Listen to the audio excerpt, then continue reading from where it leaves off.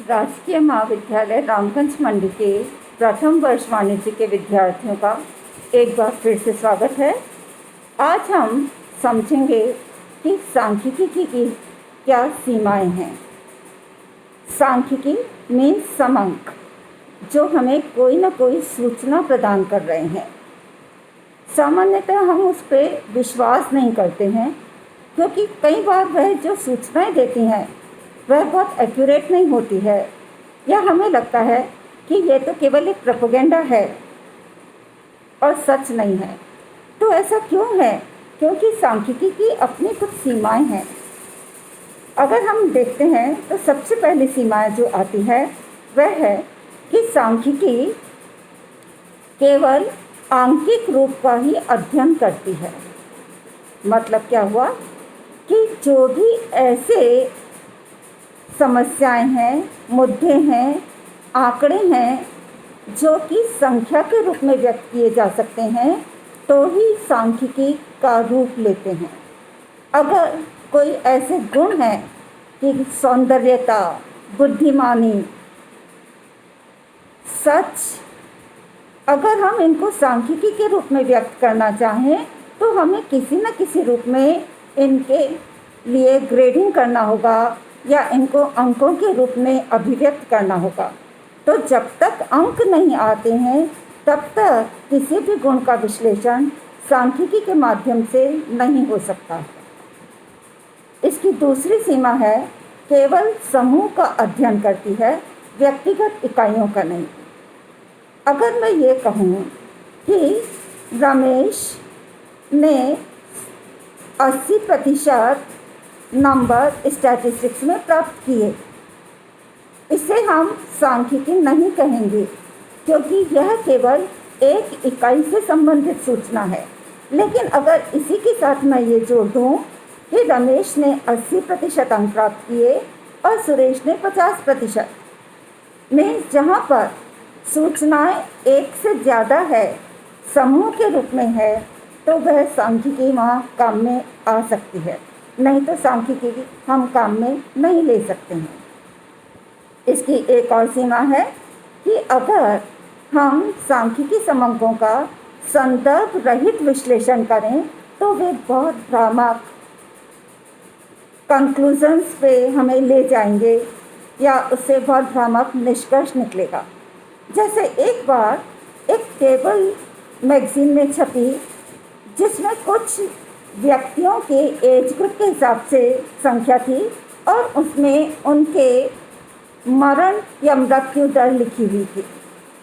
उसमें ये पता चला कि जो सेना में लोग थे, जो बॉर्डर पे लोग थे, जो विभिन्न प्रकार के जल थल वायु सेना में एम्प्लॉयड हैं, उनमें मृत्यु दर कम है बनिस्पत की एवरेज मृत्यु दर के। तो किसी सांख्यिकी ने उन डेटा को देखकर यह निष्कर्ष निकाला कि यदि आपको अपने जीवन के ज़्यादा जीवित रहने के चांसेस ज़्यादा चाहिए तो आप सेना में भर्ती हो जाएं, क्योंकि वहाँ पर मृत्यु दर कम है, आपके मरने के चांसेस कम हैं। तो यहाँ पर संदर्भ नहीं लिया गया। संदर्भ क्या था कि सेना में केवल वही व्यक्ति भर्ती है जो यंग है, एक स्पेसिफिक एज ग्रुप को बिलोंग करता है, जैसे 20 से 40 साल, जहाँ पर कि मृत्यु दर कम हो है, और वह फिजिकली फिट है, जहाँ उसे और ज़्यादा बीमारियाँ नहीं हैं, तो वहाँ उसके मरने के चांसेस कम होंगे। जबकि बाहर बच्चे भी हैं, बूढ़े भी हैं, बीमार भी हैं, तो वहाँ मृत्यु दर ज़्यादा है। तो इसका मतलब उसने क्या किया, संदर्भ नहीं देखा कि वहाँ की इकाइयाँ किस तरह की थी और बाहर इकाइयाँ कैसी थी। तो यदि कोई बिना संदर्भ के अगर निर्णय ड्रॉ करता है तो वह भ्रामक स्थिति पैदा कर सकता है। ठीक ऐसे ही एक और हमारा इसमें सीमा आती है कि सांख्यिकी नियम केवल औसत रूप में और दीर्घ काल में ही सत्य होते हैं। इसका क्या मतलब हुआ?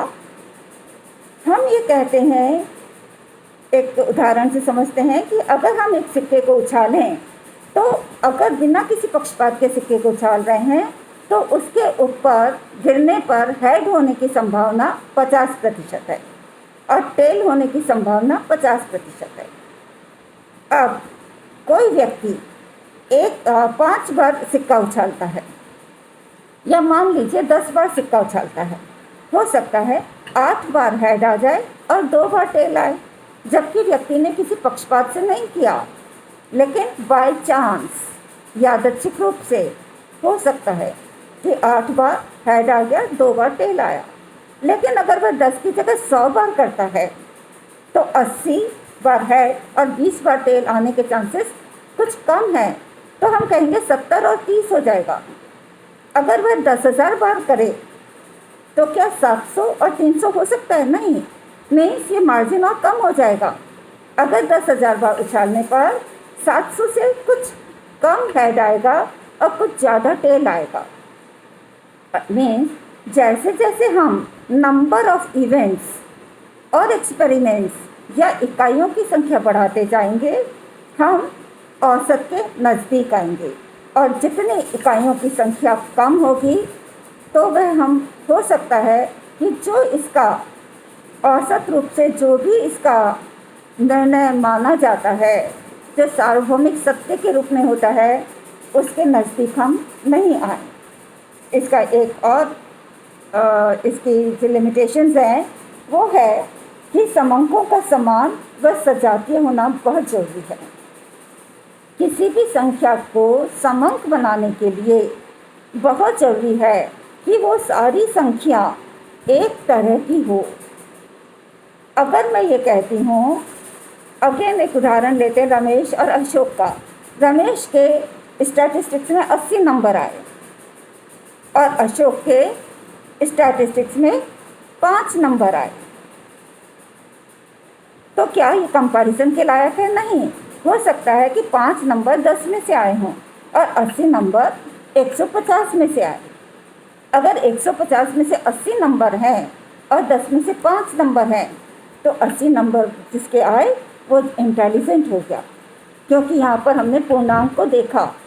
तो जब तक हम 80 और 5 को कंपेयर नहीं कर सकते हैं, क्योंकि ये सजातीय नहीं है, लेकिन यदि हम इनका प्रतिशत निकालें कि रमेश के इतने प्रतिशत हैं और अशोक के इतने प्रतिशत हैं, तो अगर ये प्रतिशत निकाला जाए तो इसमें हम इसको निर्णय के रूप में ले सकते हैं, और अगर ये सजातीय नहीं हुए तो ये हमें भ्रामक स्थिति बताएंगे।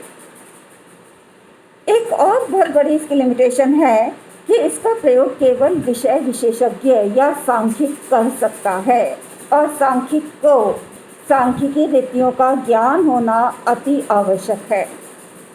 इसका अगर मैं आपको एक बहुत अच्छा सा उदाहरण दूं, तो हमें मालूम है कि सांख्यिकी में हम औसत निकालते हैं मीन, मोड, मीडियन के द्वारा, समांतर माध्य, मध्य का और बहुलक। तो किसी परिस्थिति में हम समांतर माध्य निकालते हैं, तो कहीं बहुलक तो कहीं मध्य का। अब अगर सांख्यिकी ने इसको उल्टा पुल्टा कर दिया तो वह भ्रामक स्थिति पैदा करेगा। एक उदाहरण लीजिए, बाटा शू कंपनी यह चाह रही है कि अगले फाइनेंशियल ईयर में इस नंबर की जोड़ी के जूते का प्रोडक्शन वह ज़्यादा करे।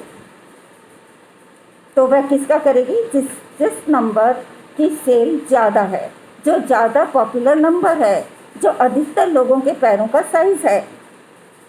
तो उसने कुछ एक व्यक्ति को नियुक्त किया और उस व्यक्ति ने क्या किया, पिछले साल के सेल्स के आंकड़े लिए और यह देखा कि कौन कौन से नंबर के जोड़ी का नंबर कितना जोड़ी बिका।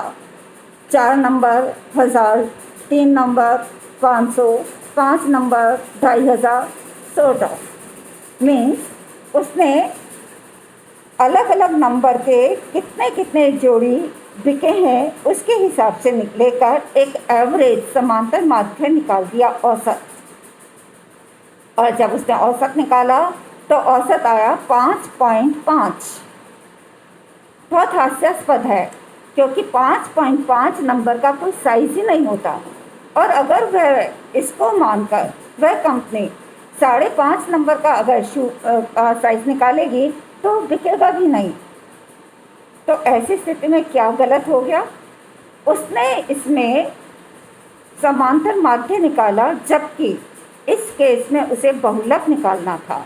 बहुलक या मोड। बहुलक क्यों निकालना था? बहुलक बताता है पॉपुलैरिटी को, बारंबारता को, कौन सा अंक सबसे ज़्यादा बार आया। तो जब हमने इसके ओरिजिनल डेटा लिए तो जो नंबर का जोड़ी जूता जितनी ज़्यादा बार बिका, मीन्स वह नंबर उतनी बार रिपीट हुआ, उसकी बारंबारता उतनी ज़्यादा थी, उसकी फ्रीक्वेंसी उतनी ज़्यादा थी। तो ऐसे केस में उसे बहुलक निकालना था। और जब वह बहुलक निकालता तो यह पता चलता कि कौन सा जोड़ी जूता ज़्यादा पॉपुलर है, और उसका निर्णय क्या होता कि इस जोड़ी जूते का प्रोडक्शन ज़्यादा किया जाना चाहिए। तो यह पता चलता है कि सांख्यिकी विधियों का प्रयोग करने के लिए सांख्यिकी नॉलेज का होना बहुत ज़रूरी है। साथ ही इसके संदर्भ को भी देखना होता है। जो गुणात्मक तथ्य हैं उनके बारे में सांख्यिकी कोई बात नहीं करता जब तक कि गुणात्मक तथ्यों को अंकों के बारे में नहीं बताया जाए। तो आज हमने देखा कि सांख्यिकी की क्या सीमाएं हैं। फिर आगे और हम मिलेंगे एक नए चैप्टर और एक नए टॉपिक के साथ। थैंक यू, धन्यवाद।